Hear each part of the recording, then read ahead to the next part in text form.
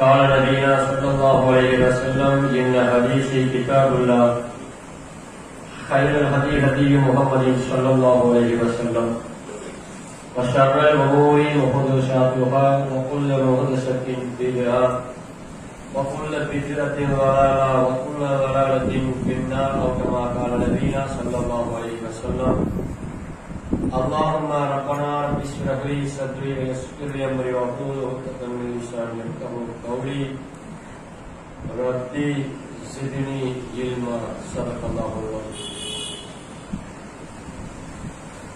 வார்த்தைகளில் எல்லாம் மிகச் சிறந்த மிக அழகிய அற்புதமான ஈடையினை இல்லாத வார்த்தைகள் அகிலங்களை படைத்து பரிபக்குவப்படுத்தி பாதுகாத்துக் கொண்டிருக்கும் வல்லமை பொருந்திய ரட்சகன் அல்லாஹ் ஒருவனுடைய வார்த்தைகள் தான் இந்த உலகத்திலேயே மிகச் சிறந்த மிக அழகிய அற்புதமான ஈடையினை இல்லாத வார்த்தைகள் என்கின்ற மிக மிக மிக உயர்தரமான ஒரு சிந்தனையை உங்களுக்கும் எனக்கும் விதைத்தவனாக வழிகாட்டுதல்களிலும் நடைமுறைகளிலும் மிகச்சிறந்த வழிகாட்டுதலும் மிகச்சிறந்த நடைமுறைகளிலும்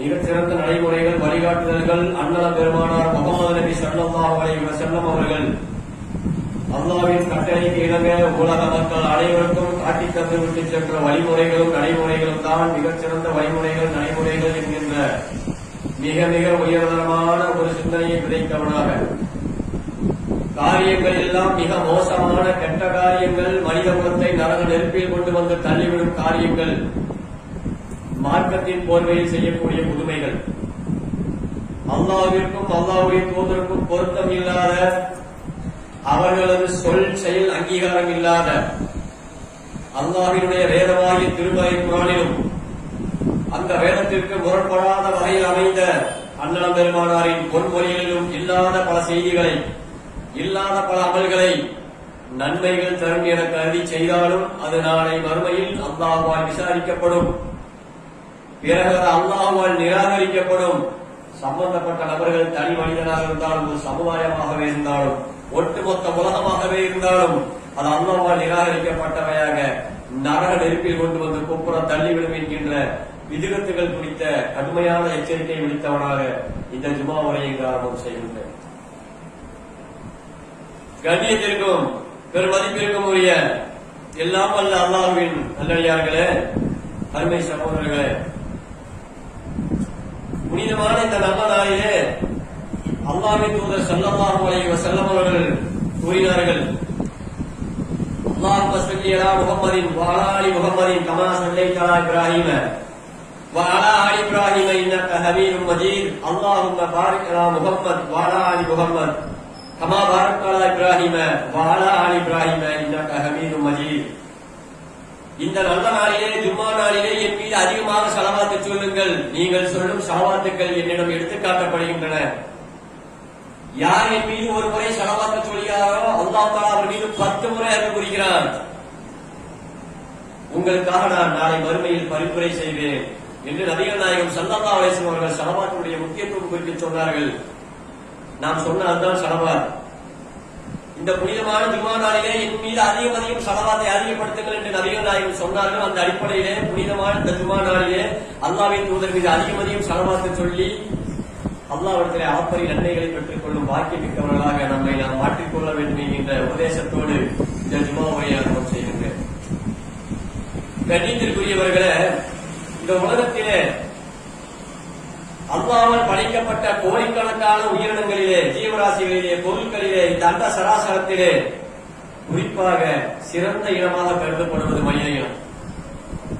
அல்லாஹ்விடத்திலே அதிக அந்தஸ்தை பெற்ற ஒரு தகுதி மிக்க சொர்க்கத்திற்கு செல்லக்கூடிய, எந்த கண்ணும் கண்டிராத எந்த காதும் கேட்டிராத அதி அற்புதமான ஒன்றை நான் இந்த அடியார்களுக்காக தயார் செய்து வைத்திருக்கேன் என்று அல்லாஹ்வால் சொல்லப்பட்ட அந்த சொர்க்கத்திற்குள் நுழையக்கூடிய அந்த வாய்ப்பை மனிதன் தான் பெறுகிறான். நபிகள் நாயகம் ஸல்லல்லாஹு அலைஹி வஸல்லம் அவர்கள் முதல் நபராக நுழைவார்கள். மனிதன் என்கின்ற அந்தஸ்திலே, நபி என்கின்ற அந்தஸ்திலே, உலகத்திற்கே வழிகாட்ட வந்த தூதர் என்கின்ற அந்தஸ்திலே, அல்லாஹ்வால் சிறப்பித்து சொல்லப்பட்ட அந்தஸ்திலே, இப்படி உலகத்திலே அல்லாஹ்வால் படைக்கப்பட்ட எந்த ஒரு பொருளும் செல்லாத ஒரு இடத்திற்கு, எந்த ஒரு பொருளுக்கும் அல்லாஹ் தஆலா கொடுக்காத ஒரு மதிப்பை இந்த மனிதனுக்கு கொடுத்திருக்கிறான். காரணம், அவனுக்கு கொடுக்கப்பட்ட பகுத்தறிவு, அவனை ஒரு சிறந்த படைப்பாக அற்புதமான படைப்பாக அழகிய வடிவில் அல்லாஹ் தஆலா படைத்திருப்பதாக திருமறை குர்ஆனிலே சொல்லி காட்டுகிறார். அந்த அடிப்படையிலே சகோதரர்களே, மனித இனம் சிறப்புக்குரிய இனம். வஹதைனாகும் நஜ்தைன், நன்மைகளையும் தீமைகளையும் பிரித்தறிவிக்கும் அந்த சிந்தனை திறனை நபியே மனிதனுக்கு நாம் கொடுக்கவில்லையா? சூரா பரதியினுடைய வசனத்தில் அல்லாஹ் கேட்கிறார். இப்படி ஏராளமான சிறப்புகளை பெற்ற மனித இனம்தான் அல்லாஹ்விடத்திலே மிக தாழ்ந்த இனமாகும், கேவலப்பட்ட ஒரு இனமாகவும் உலகத்திலே பிறந்தோம்.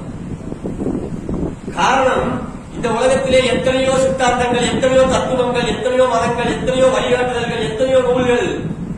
மனிதர்களை நாங்கள் மாற்றுகிறோம், மனிதர்களுக்கு நேர் வழிகாட்டுகிறோம், மனிதர்களுக்கு போதனை செய்கிறோம் என்று எத்தனையோ சித்தாந்தங்கள், தத்துவங்கள் இந்த உலகத்திலே வந்து மறைந்து போய்விட்டன. இனி நிலையான வகையில் அது இல்லை. அப்படி எது வந்தாலும் அது நிலையானதாக இருக்காது. மனிதனுக்கு நிலையான மறுமை நாள் வரைக்கும் மனிதனுக்கு உபதேசம் செய்யக்கூடிய அளவிற்கு, தத்துவத்தை சொல்லக்கூடிய அளவிற்கு, நேர் வழிகாட்டக்கூடிய அளவிற்கு எந்த ஒரு சித்தாந்தத்தையும் தத்துவத்தையும் இந்த உலகம் பார்க்கல. திருமறை குர்ஆனை தவிர, தூய இந்த இஸ்லாமிய மார்க்கத்தை தவிர உலகத்திலே இருக்கக்கூடிய அத்தனை வழிகாட்டுதல்களையும் அத்தனை நடைமுறைகளையும் ஆராய்ச்சி செய்வதற்காக ஒரு குழு ஒன்று இங்கிலாந்திற்கு புறப்படுகிறது. கிறிஸ்தவ குழு, கிறிஸ்தவ மதத்தைச் சேர்ந்தவர்கள். என்னென்ன மதங்கள் உண்டோ, எத்தனை வழிபாடுகள் உண்டோ, எத்தனை தத்துவங்கள் உண்டோ அத்தனையும் நாங்கள் ஆராய்ச்சி செய்கிறோம், எது சிறந்தது என நாங்கள் பார்க்க வேண்டும் என்று அந்த குழு புறப்பட்டு எல்லாவற்றையும் ஆராய்ச்சி செய்தார்கள். அத்தனைகளையும் அவர்கள் கண்டது தோல்வி. எதுவுமே சரியில்லை என்று முடிவுக்கு வந்தார்கள். இறுதியாக நபிகள் நாயகம் ஸல்லல்லாஹு அலைஹி வஸல்லம் அவர்களை பற்றியும் அல்லாஹ்வுடைய வேதத்தை பற்றியும் இந்த மார்க்கத்தை பற்றியும் ஆராய்ச்சி செய்தார்கள். சுப்ஹானல்லாஹ். அந்த குழுவுல ஏராளமான பேர் இஸ்லாத்தை நோக்கி வந்தார்கள். ஆராய்ச்சி செய்து முடிவில் அவர்கள் வெளியிட்ட அறிக்கை, இந்த தூய மார்க்கம் இஸ்லாத்தை தவிர வேறொன்றுமே வழிகாட்டுதல் இல்லை உலகத்தில். முஸ்லிம்கள் சொல்லிக் கொண்டிருக்கக்கூடிய அல்லாஹ் அல்லாஹ் என்று சொல்கிறார்களே, அவன் தான் உண்மையான இறைவன், வேறு எதுவுமே இறைவன் கிடையாது. அவன் சொன்ன அந்த மார்க்கம் தான் தூய மார்க்கம். அவன் வழங்கப்பட்ட இந்த வேதமாகிய முஸ்லிம்கள் சொல்லக்கூடிய திருமறை குர்ஆன் தான் வழிகாட்டு. இதை தவிர வேற ஒன்றுமே இல்லை, இதுதான் என்று அவர்கள் ஒப்புக்கொண்டு ஆச்சரியமான முடிவை வெளியிட்டார்கள். ஆச்சரியமல்ல, உண்மை அதுதான். காரணம், இந்த மார்க்கம் யார் உருவாக்கப்பட்டது, யாரால் உருவாக்கப்பட்டது? இஸ்லாம் சூரா ஆல் இம்ரானுடைய 19வது வசனம். தூய இந்த மார்க்கம் அல்லாஹ்வால் ஒப்புக்கொள்ளப்பட்ட மார்க்கம் இஸ்லாம் மட்டும்தான். நபி, அல்லாஹ்வால் ஒப்புக்கொள்ளப்பட்ட மார்க்கம் என்பது உலகத்திலே இஸ்லாம் மட்டும்தான், வேற எந்த வழியும் கிடையாது.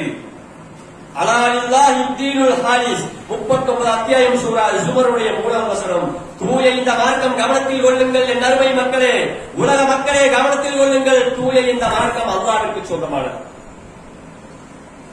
உருவாக்கினவே, உலகத்தை உருவாக்கினவே, உயிரினங்களை உருவாக்கினவே, தண்ணீரை நெருப்பை உருவாக்கினவன், காற்றை உருவாக்கியவன், ஆகாயத்தை உருவாக்கியவன், அந்த சராசரங்களை உருவாக்கியவன், பள்ளத்தாக்குகளை உருவாக்கியவன், பாலைவனங்களை உருவாக்கியவன், இவற்றை அனைத்தும் பயன்படும் விதமாக மனிதனை உருவாக்கியவன் அல்லாஹ்வை தவிர வேறு யாருமே இல்லை என்ற முடிவுக்கு அந்த குழு வந்தது. அவர்கள் வந்தார்கள், தூய இந்த மார்க்கம் அல்லாஹ்வுக்கு சொந்தமானது. அதனால்தான் இதனுடைய போதனைகள், இதனுடைய தத்துவங்கள், இதனுடைய அறிவுரைகள் உலக மக்களை கவர்ந்திருக்கின்றன. ஆராய்ச்சி செய்தவர்கள் அனைவரும் பேர் இஸ்லாத்தை நோக்கி வந்து விட்டார்கள். தூய இந்த மார்க்கத்தை ஏற்றுக்கொள்கிறோம், தூய அல்லாஹ்வை ஏற்றுக்கொள்கிறோம் என்று இஸ்லாத்தை தழுவினார்கள். வேறு எங்கேயும் இந்த நிகழ்வு நடைபெறல. வேற எந்த சந்தர்ப்பத்திலும் உலகத்தில் இப்படி ஒரு ஆராய்ச்சி செய்து இதை நாங்கள் ஏற்றுக்கொள்கிறோம் என்று வரல. 19 ரூபாய் பார்க்குமா, பணத்துக்கு ஆசைப்படுமா, அல்லது பதவிக்கு ஆசைப்படுமா, வேற ஏதோ உலக ஆராய்ச்சிக்கு ஆசைப்பட்டு மற்ற மதங்களை தழுவவர்கள் மத்தியிலே இஸ்லாமியுடைய போதனைகளை பார்த்து, நபிகள் நாயகத்துடைய வாழ்க்கை தரத்தை பார்த்து, இந்த திருமறை குர்ஆனுடைய போதனைகளை பார்த்து இஸ்லாத்தை தழுவியவர்கள் என்று சொன்னால் அது இஸ்லாத்தில் மட்டும்தான் உண்டு. அந்த வகையில சுப்ஹானல்லாஹ், அல்லாஹ்வுடைய மார்க்கம் தூய்மையானது. அல்லாஹ்வுடைய வழி ஒன்றுதான் இந்த உலக மக்களுக்கு வழிகாட்டுது. சகோதரர்களே, அத்தபிஉ மா உன்சில இலைக்கும் மிர் ரப்பிக்கும் வலா தத்தபிஉ, நபியே என்னிடமிருந்து உங்களுக்கு அருளப்பட்ட செய்தி மட்டுமே நீங்கள் பின்பற்றுங்கள். நான் உங்களுக்கு எதை சொன்னேனோ நபியே, உலக மக்களுக்கு போதனை செய்ய சொல்லி எதை உங்களுக்கு நான் சொன்னேனோ அதை மட்டுமே நீங்கள் பின்பற்றுங்கள். அதை விடுத்து மற்ற வழிகளை நீங்கள் பின்பற்றாதீர்கள். மின் தூனிக அவுலியா, மற்றவர்களை பொறுப்பாளர்களாக்கியும் நீங்கள் பின்பற்றாதீர்கள். எல்லாரும் சொல்றாங்க, நானும் சொன்னேன், எல்லாரும் பின்பற்றாங்க, நானும் பின்பற்றினேன். நூற்றுக்கணக்கான பேர் அதுல போறாங்க, ஆயிரக்கணக்கான பேர் அதுல போறாங்க. இப்படி மற்றவர்களை பார்த்து மற்றவர்களை பொறுப்பாளர்களாக்கி நபியை நீங்கள் பின்பற்ற வேண்டாம். நாம் உங்களுக்கு எதை சொன்னோம் அதை மட்டுமே பின்பற்றுங்கள். கலீலம்மா ததக்கரும், மிக குறைவாகவே நீங்கள் படிப்பினை பெறுகிறீர்கள். மிக குறைவாகவே நபியே இந்த மக்கள் படிப்பினை பெறுகிறார்கள். படிப்பினை பெறுவது மிக குறைவு.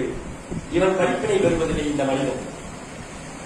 இறைவன் எதற்காக நம்மை படைத்தான், ஏன் படைத்தான், அவன் சொல்லக்கூடிய தத்துவங்கள் என்ன, அவன் சொல்லக்கூடிய வார்த்தைகள் என்ன, அதை பின்பற்றினால் என்ன நமக்கு கிடைக்கும், எதை பற்றி இவன் சிந்திப்பதில்லை, படைத்த நோக்கத்தையும் சிந்திப்பதில்லை. அதனால் குறைவாகவே படிப்பினை பெறுகிறான் இந்த மனிதன். இவ்வளவு தெளிவா சொல்றான். 7 அத்தியாயத்துடைய 3வது வசனம். குல், நபியே நீங்கள் சொல்லுங்கள், இன் குன்தும் துஹிப்புல்லாஹ ஃபத்தபிஊனி, அல்லாஹ்வை நீங்கள் நேசிப்பீர்கள் என்று சொன்னார். உலக மக்களே, நீங்கள் யாராக இருந்தாலும் சரி, உலகத்தில் எந்த இடத்தில் இருந்தாலும் சரி, நீங்கள் அல்லாஹ்வை உங்களுக்கு நேசிக்க வேண்டும் என்று சொன்னார், நீங்கள் அல்லாஹ்வை விரும்ப வேண்டும் என்று சொன்னால்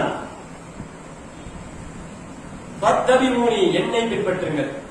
முகமது நபியாக என்னை நீங்கள் பின்பற்றுங்கள். என்னைத்தான் நீங்கள் பின்பற்ற வேண்டும். காரணம், நான் தான் உலகத்துக்கு தேர்ந்தெடுக்கப்பட்ட தூதர்.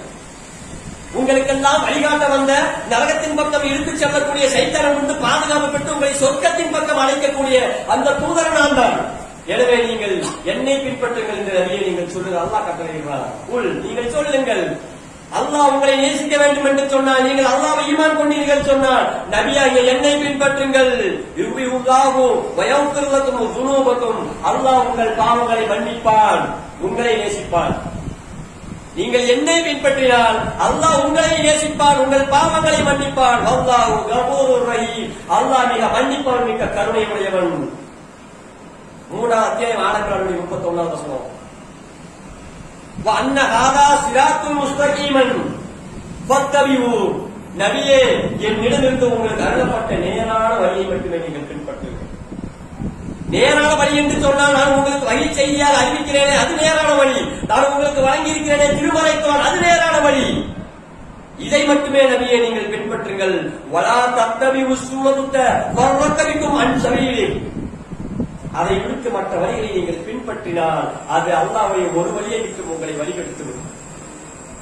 நீங்கள் மற்ற வழிகளை எல்லாம் பின்பற்றினால், தோன்ற வழியெல்லாம் பின்பற்றினால், அல்லாஹ்வுடைய என்னுடைய வழியை விட்டு அவை தடுத்துவிடும், உங்களை இறுதியில் நரகத்தில் கொண்டு வந்து சேர்த்துவிடும்.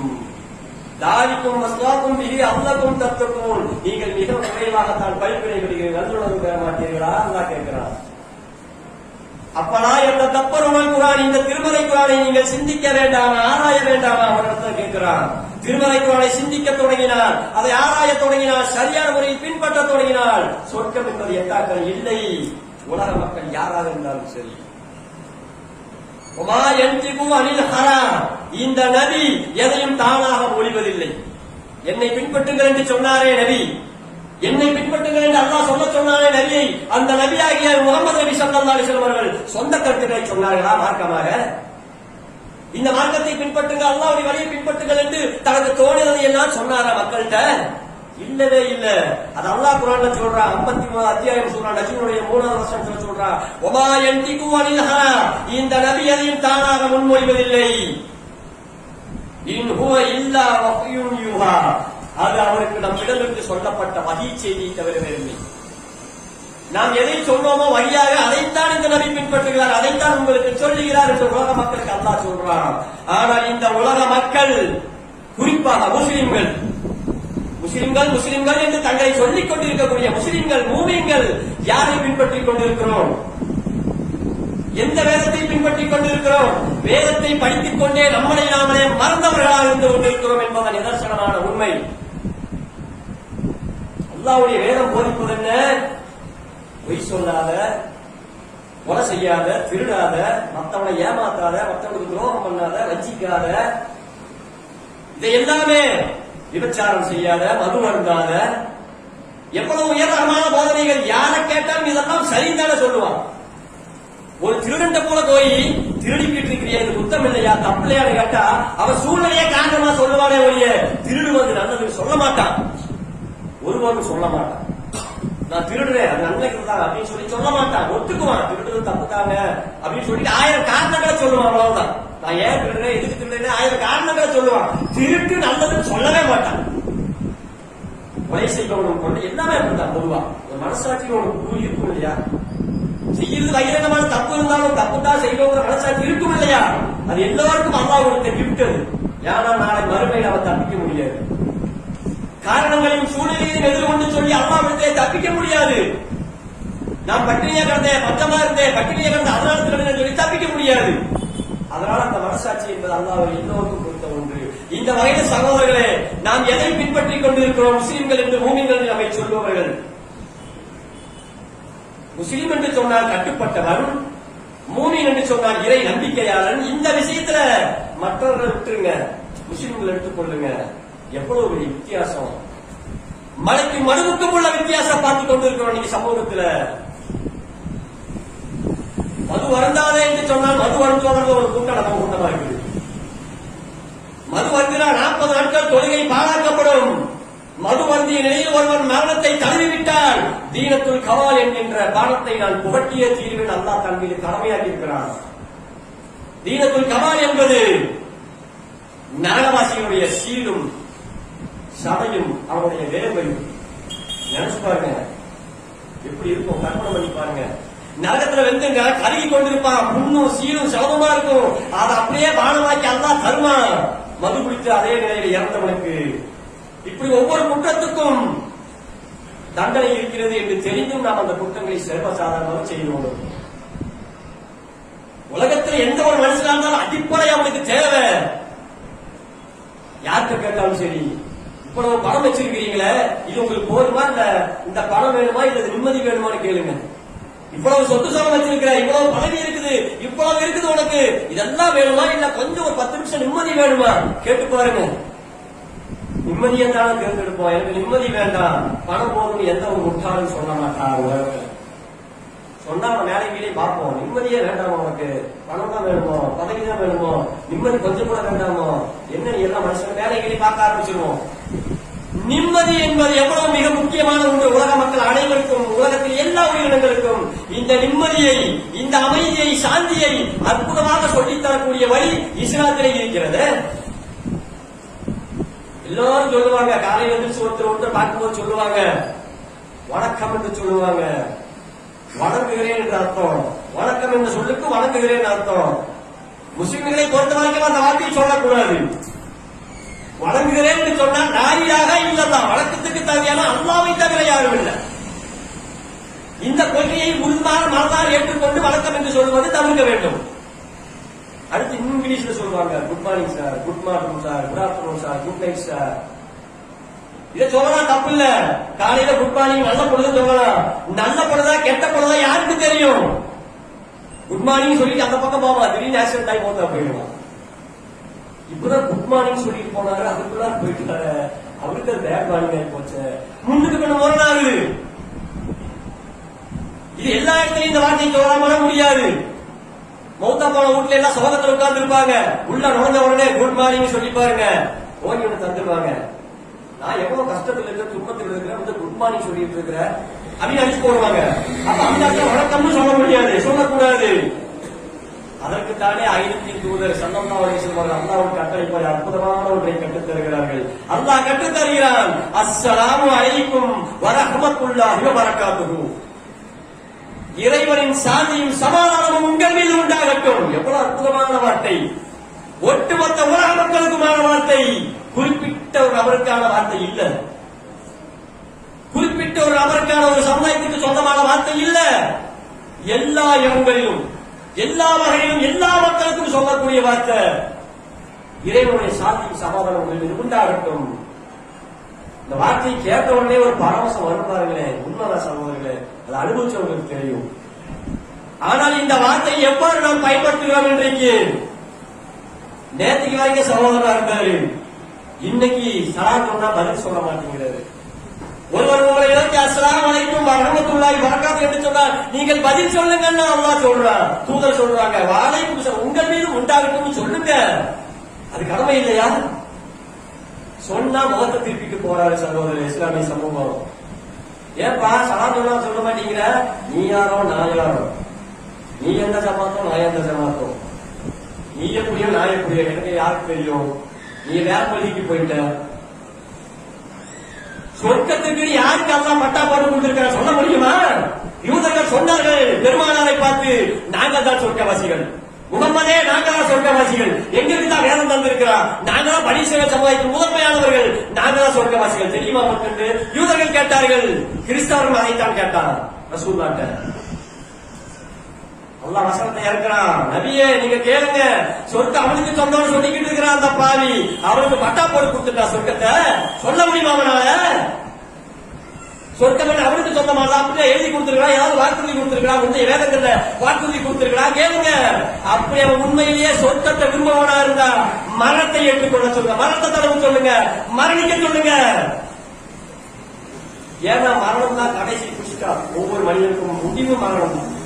அதுக்கப்புறம் நேரம் அல்லாஹ் தான் தெரியும். எவனா இருந்தாலும் யாராக இருந்தாலும் அல்லாஹ்வை சந்தித்தே தீர வேண்டும். இன்ன இலைனா யானமும் மனிதனுடைய வீடுகள் என்னிடத்தில் இருக்கிறது. சும்மா இன்ன அலைனா ஹிசாபமும், பிறகு அவர்களை விசாரிப்பது நம்மை சேர்ந்தது. யூதரா இருந்தாலும் கிறிஸ்தவனா இருந்தாலும் முஸ்லீமா இருந்தாலும் யாரா இருந்தாலும் அல்லாஹ்வை சந்தித்தே தீர வேண்டும் மறுமையில். சொல்லுங்க நபியே, மரணிக்க சொல்லுங்க பார்ப்போம். ஏன்னா அவனுக்கு தெரியும், யூதருக்கு தெரியும், கிறிஸ்தவனுக்கு தெரியும், நம்ம மௌத்தா போயிட்டு அடுத்த செகண்ட் ஒண்ணுமே இல்ல இந்த உலகத்துல, மறுமை தான் தெரியும் தெரியும். மௌத்தாப்பா சொல்லுங்க, அவன் உண்மையே சொல்லிட்டு அவனுக்கு சொந்தம் தான், மௌத்தாப்பா சொல்லுங்க. நல்லா சவால் விடுறான். அதை தோந்து போயிட்டான் கிறிஸ்தவன் யூதன். இன்னைக்கு வரைக்கும் நானா இருந்தா கூட மௌத்து தானே, அது வரும்போது பார்த்துக்கலாம் தயார் சொல்லிடுவோம். ஆனா அவன் சொல்ல மாட்டான். காரணம், மரணம் என்கின்ற வார்த்தையை கேட்டாலே 1000 மடங்கு வெறுந்து ஓடக்கூடிய சமுதாயம் இஸ்லாமிய சமுதாயத்தை தவிர பாக்கி எல்லா சமுதாயம். மரணத்தை எல்லா நேரத்தையும் மற்ற சமுதாயத்துக்கு நீங்க பேச முடியாது. நல்ல விஷயம் பேசிட்டு இருப்பாங்க, திடீர்னு அங்க போய் மரணத்தை பத்தி பேசி பாருங்க, என்ன பாய் அவசரமா பேசுறீங்க, மரணத்தை பத்தி பேசுறீங்களா, அதுக்கு பேச வேண்டிய அப்படின்னு சொல்லுவாங்க. காரணம், மரணம்னாலே ஒரு பெரிய இதா நினைக்கிறாங்க. ஆனா இஸ்லாமிய சமுதாயம் அப்படி இல்ல. மௌத்த பத்தி எங்க பேசினாலும் சரிதான் பாய், மௌத்தமா இருக்குது அப்படின்னு ஒரு சர்வசாதாரண விஷயம் எடுத்துட்டு போயிடுவோம். இந்த அளவுக்கு மரணம் தான் ஒரு மனிதனுக்கு முடிவு. அந்த மரணம் எப்படி இருக்க வேண்டும்? யா அய்யுஹல்லதீன ஆமனூ, ஈமான் கொண்ட நல்லடியார்களே, இத்தகுல்லாஹ், நீங்கள் அல்லாஹ்வை பயந்து கொள்ளுங்கள். ஹக்க துகாத்திஹி, பயப்பட வேண்டிய முறையில் பயந்து கொள்ளுங்கள். வலா தமூதுன்ன இல்லா வ அன்தும் முஸ்லிமூன், நீங்கள் முஸ்லிம்களாக தவிர மரணிக்க கூடாது. ஒரு முஸ்லிமாக இருக்கும் நிலையில் தான் உங்கள் உயிர் கைப்பற்றப்பட வேண்டும். என்னுடைய மலக்குமார்கள், நான் அனுப்பிய மலக்குமார்கள் உங்கள் உயிரை பிடித்து இழுக்கும் பொழுது, உயிர் போகும் பொழுது நீங்கள் முஸ்லீமாக இருக்க வேண்டும் எச்சரிக்கை பண்றாங்க. யாரும் அப்படி முஸ்லீமா மரணிக்குமோ சொல்ல முடியுமா? எனக்கு சொல்ல முடியுமா? உங்களுக்கு சொல்ல முடியுமா? இதுல என்ன சலாம் சொன்னா முகத்தை திருப்பிட்டு போறோம்? இதுல என்ன அல்லாஹ்வுடைய தூதரை மறந்து ஒரு வாழ்க்கை வாழ்றோம்? இதுல என்ன வேதத்தை மறந்து ஒரு வாழ்க்கை வாழ்றோம்? அல்லாஹ்வின் தூதர் சொல்லி தந்த வழிகளை விட்டுவிட்டு பாக்கி எல்லா வழிகளையும் பின்பற்றுமே. மாற்று மத சகோதரர்கள் எதையெல்லாம் செய்கிறார்களோ அத்தனையும் கலாச்சாரமாக பின்பற்றுகிறோமே. எந்த வகையில் நியாயம் கேட்கிறோம்? அல்லாஹ்வுக்கு செய்ய வேண்டிய கடமைகளில் இன்னும் தொய்வுதானே நமக்கு. எவ்வளவு விஷயங்களை எடுத்து சொல்லிக்கிட்டே இருக்கலாம், சும்மா பற்றாது. அப்ப வளாத்தமூத்துன்ன இல்லாம அன்து முஸ்லிமோன்னு சொல்றா, முஸ்லிம்களாக தவிர மரணிக்காதேங்கிறான். இன்னைக்கு எத்தனை பேர் முஸ்லிமா மரணிக்கிறோம்? முஸ்லிம்னா யார், மூமின்னா யார் இன்னும் விட தெரியாம தான் இருக்கிறோம். காரணம், தோட்டங்கள் வச்சுக்கிட்டு நாம முஸ்லீம் சொல்லிக்கிட்டு இருக்கிறோம், சமுதாயங்களை வச்சு சொல்லிக்கிட்டு இருக்கிறோம், பேர்களை வச்சு சொல்லிக்கிட்டு இருக்கிறோம். பேர் என்னங்க? அப்துல்லா, பாப்பா பேரு அப்துல் ரஹ்மான், அம்மா பேரு பாத்திமா, என் சமுதாயமே முஸ்லீம், நான் ஒரு முஸ்லீம், என்னுடைய பேரெல்லாம் பாத்தீங்களா இஸ்லாமிய நேமா இருக்குது. யார்தான் இப்படி நான் இஸ்லாமிய சமூகத்துல வாழ்ந்துட்டேன், என்னுடைய பேர் இஸ்லாம், முஸ்லீமா தான் இருந்தேன், சமூகமே முஸ்லீம், அதனால எனக்கு சொர்க்கத்தை கொடுறாரு. தருவானா? சொர்க்கம் கிடைச்சிருமா? பேரை சொன்னா சொல்லி கிடைச்சிருமா? அல்லது தோட்டத்தை வச்சுக்கிட்டா தான் இடம் வருவானு நம்மள? மாட்டு மசாலா போய் கேட்டு பாருங்க, பாய்மார்கள் யாரும் கேட்டா அழகா அடையாளத்தை சொல்லிடுவான். பாய்மார் தானே, தாடி வச்சிருப்பாரு, தொப்பி போட்டிருப்பாரு, பைஜாமா போட்டிருப்பாரு, பாரம்பரிய ட்ரெஸ் போட்டிருப்பாரு, அவரு தஸ்பி கட்டிட்டு இருப்பாரு, இல்லாதையும் சொல்லுவாங்க. தஸ்பி கட்டிட்டு இருப்பாரு, கழுத்துல இது கட்டியிருப்பாரு, கருப்பு கவுனி கட்டியிருப்பாரு, கையெல்லாம் அப்படித்தானே பாய். எங்களுக்கு தெரியாதா? டக்குன்னு பார்த்தா கண்டுபிடிச்சிடலாமே தோட்டத்தை. இந்த தோற்றங்களை அல்லாஹ்விடத்திலே சொன்னால் எடுபடுமா? சொர்க்கம் கிடைச்சிருமா? இன்னும் சில பேர் மொழிகளை வச்சு இஸ்லாத்தை பிரிக்கிறாங்க பாருங்க. இந்த குறிப்பிட்ட மொழி தெரிஞ்சால்தான் சொர்க்கவாசி நினைச்சுக்கிட்டு இருக்காங்க. பாவம் அறியாம உருது பேசுவாங்க, நமக்கு உருது தெரியாது, தமிழ் தான் தெரியும்.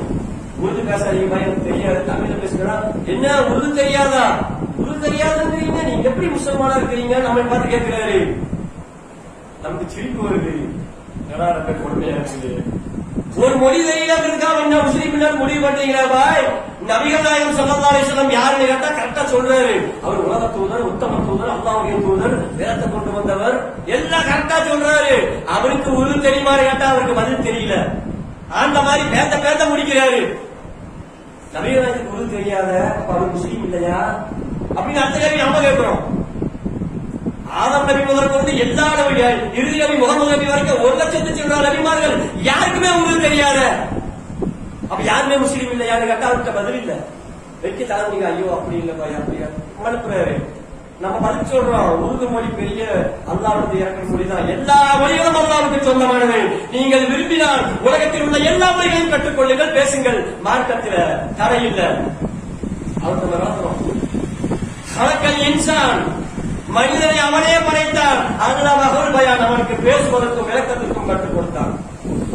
ஆதம் அலைஹிஸ்ஸலாத்து வஸலாம் அவர்களுக்கு எந்த மொழி அல்லாஹ் கற்றுக் கொடுத்தான் சொல்ல முடியுமா? ஹதீஸ் உண்டா, குர்ஆன்ல உண்டா? கிடையாது. ஆதம் அலைஹிஸ்ஸலாம் அல்லாஹ்வுக்கு பேசுற மொழி என்ன? அல்லாஹ் ஆதம்கிட்ட பேசுற மொழி என்ன? மொழிக்கு சொந்தக்கார அல்லாஹ். எனவே இந்த தத்துவத்தை உடனே மாத்துங்க சகோதரர். என்ன சொல்ற, நீங்க கடைசியில தவறான பாதைக்கு போயிருக்கீங்க, நம்ம விளக்க சொல்ல வேண்டியிருக்கு. இப்படி மொழியை வச்சு, தோற்றத்தை வச்சு, உருவத்தை வச்சு அல்லாஹ்ட்ட ஜெயிக்கவே முடியாது சகோதரர்களே. அல்லாஹ் ஒப்புக்கொள்ளவே மாட்டான். தக்வா ஒன்று மட்டும்தான். தக்வா மட்டும்தான் நமக்கு அல்லாஹ்விடத்திலே வெற்றியை பெற்றுத் தரும். இறையச்சம், அந்த இறையச்சத்தோடு கூடிய அனைத்து செயல்பாடுகளும். ஒரு கூட்டம் ஊட்டுறோம், ஆர்ப்பாட்டம் வைக்கிறோம், பேரணி நடத்துறோம், எல்லாமே செய்யறோம். மார்க்கத்தில் உள்ளதுதான், மார்க்கத்திற்கு இடம் இல்லை. மார்க்கத்தில் சொல்லப்பட்டதான் அநீதிக்கு எதிராக போராடணும். அந்த போராட்டங்கள்ல எத்தனை சகோதரர்கள், எத்தனை பேர் முஸ்லிம்கள், மூமின்கள் கலந்து கொண்டிருக்கிறோம்? ஆயிரக்கணக்கான பேரு, நூற்றுக்கணக்கான பேர், இன்னும் சொல்ல போன லட்சக்கணக்கான பேரு. எல்லாத்தையும் பார்த்து ஒரு கேள்வி கேளுங்க, நீங்கள்லாம் முஸ்லிம்கள் தானா, மூமின்கள் தானா? அப்படி ஒரு கேள்வி கேளுங்க. எல்லாரும் நம்ம ஒரு மாதிரியா பார்ப்போம். என்ன பாய் கூப்பிட்டு வச்சீங்க, இந்த கேள்வி கேட்கறதுக்காக கூப்பிட்டு வச்சீங்க, நாங்கெல்லாம் முஸ்லிமானு கேட்கிறீங்களா, மூமினானு கேட்கிறீங்களா, என்ன பாய் நியாயம்னு கேட்பாங்க. சரியா, தவறா கேட்ட மன்னிச்சுடுங்க, அடுத்த கேள்வி கேட்க, அதுக்கு பதில் சொல்லுங்க சொல்லி அடுத்த கேள்வி கேளுங்க. வேற முஸ்லீம் மூமின்னு சொன்னீங்களே, இன்னைக்கு சுபூ தொழுகை இமாம் ஜமாத்தோடு தொழுதவர்கள் எத்தனை பேர் என்று கேட்பாருங்க. அடுத்த கேள்வி கேட்டு பாருங்க. முதல் நீங்க கேட்ட கேள்வி சரியா தான் போயிருந்தது, அதுதான் கரெக்டான கேள்வி அப்படின்னு பதில் அப்ப வரும். முதல்ல கேட்ட கேள்விக்கு சரியா தான் கேட்டுக்கிறீங்க, தப்பா ஒண்ணும் கேட்கல சொல்லிட்டு அப்ப வரும் பதில். 1010 கூட தேராது, 1100 கூட தேராது, அல்லது 110 கூட தேராது. உண்டா இல்லையா? அப்ப என்ன ஒரு முஸ்லீம் மூமின், முஸ்லீம் மூமின் முதல்ல நீ தூங்கி எழுந்து செய்ய வேண்டிய, அல்லாஹ்வுக்கு செய்ய வேண்டிய கடமையில தவறி விட்டிய. சைத்தானுடைய அந்த சிறுநீரை உன் காதுல வாங்கிட்டிய. சாதாரணமானதா சைத்தானுடைய சிறுநீர்? நம்ம யூரின், நாம யூஸ் பண்ற, பாஸ் பண்ற யூரின் நம்ம மேல பட்டாலே ஒத்துக்க மாட்டோமே, அது நாருமே, அது அசிங்கமே. சைத்தான் எப்படிப்பட்டவன்? அவனுடைய சிறுநீர் டெய்லி காதை வாங்கிட்டாலே தூக்கி முடிச்சுக்கிட்டு இருக்கோம். என்ன முஸ்லீம் மூமின், முஸ்லீம் மூமின் உங்களை நீங்களே சொல்லிக்கிட்டு இருக்கிறீங்க. வாயளவே சொன்னா போதுமா? ஏட்டு சுரக்கா கறிக்கு உதவாது, ஞாபகத்தில் வச்சுக்கோங்க. ஏட்டு சுரக்கா கறிக்கு உதவாது. இளவு அந்த கிளி போல நிலைமை ஆகிடும். நிலைமை தொழுகை விஷயத்துல கரெக்டா இருக்கணும், ஐவேள தொழுகை விஷயத்துல கரெக்டா இருக்கணும். நோம்பு வந்த அந்த விஷயத்துல, பணக்காரா இருக்கிறவா சக்காத்து பண்ற விஷயத்துல, ஹஜ் செய்யற விஷயத்துல, இன்னவித அமல்கள்ல, நடவடிக்கைகள்ல சரியா இருந்து இறையச்சத்தோடு வராந்த மூத்தும் இந்த வாழ்த்து முஸ்லிம்களாக மன்னிக்கக்கூடிய வாக்கிய வேண்டும் என்று சொன்னால் இறையச்சத்தோடு ஹக்கத்து காத்திகை அச்ச வேண்டிய முறையில் அல்லாஹ் அஞ்சினால் தவிர நமக்கு சொர்க்கமில்லை சகோதரர்களே. முஸ்லீம் முஸ்லீம் மூமின் என்று வாயளவில் சொல்லிக் கொண்டு திரிவதை விட அதற்கு தகுதியை வளர்த்துக் கொள்ள வேண்டும். நான் உண்மையான முஸ்லீம், உண்மையான மூமின் என்று அதைத்தான் அல்லாஹ் சொல்லி காட்டுகிறான்.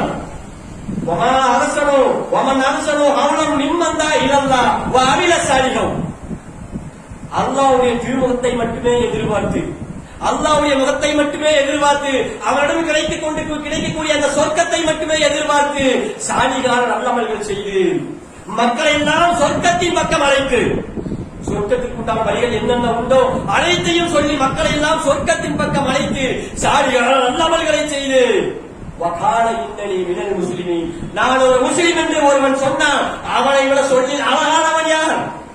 சொல்லில் அழகானவன் தான். இதை செய்யணும், சாலிகான நல்லமல்கள் செய்யணும், மக்களை எல்லாம் சொர்க்கத்தின் பக்கம் அழைக்கணும். அதை விடுத்து வேற எந்த வகையில நீங்க செயல்பட்டுக்கிட்டு முஸ்லிம் என்று சொன்னால் நீங்கள் சொன்னதுக்கு அர்த்தம் இல்ல. இதையெல்லாம் சொல்லிவிட்டு சொல்லணும், நான் ஒரு முஸ்லீமாக இருப்பேன் என்று. அப்பதான் அவர் சொல்லி அழகானவர், அவர்தான் உண்மையான முஸ்லீம் என்று அல்லாஹ் சொல்கிறார். அந்த அடிப்படையில் சகோதரர்களே, அல்லாஹ்வும் அல்லாஹ்வுடைய தூதரும் எந்த வழிகளை நமக்கு கற்றுத் தந்தார்களோ, எந்த நடைமுறையை நமக்கு குர்ஆனிலும் ஹதீஸ்களிலும் சொன்னார்களோ அந்த நடைமுறைகளை மட்டுமே பின்பற்றி அல்லாஹ்வையும் அல்லாஹ்வுடைய தூதரை மட்டுமே பின்பற்றி அல்லாஹ்விற்கு நான் மறுமையை சந்திக்கும் பொழுது வல்ல ரஹ்மான் இந்த உலகத்திலே வாழும் பொழுது முஸ்லிம்களாக வாழச் செய்து முஸ்லிம்களாக மரணிக்க செய்வான். நாளை மறுமையில் அல்லாஹ்விற்கு உயர்ந்த அகத்தை வெற்றி பெற்று சொர்க்கத்தை பெறக்கூடிய பாக்கியசாலிகளாக அல்லாஹ் நம் அனைவரை மாற்றுவான். அதை தவிர வேற எந்த வழியும் இல்லை என்பதை சொல்லிக் கொண்டு அல்லாஹ்வையும் அல்லாஹ்வுடைய தூதரை மட்டுமே பின்பற்றி வாழ்ந்து சொர்க்கத்திற்கு செல்லக்கூடிய மக்களாக அல்லாஹ் நம் அனைவரும் மாற்றி வருவானாக. வாகிதவான நிலம் இல்லாத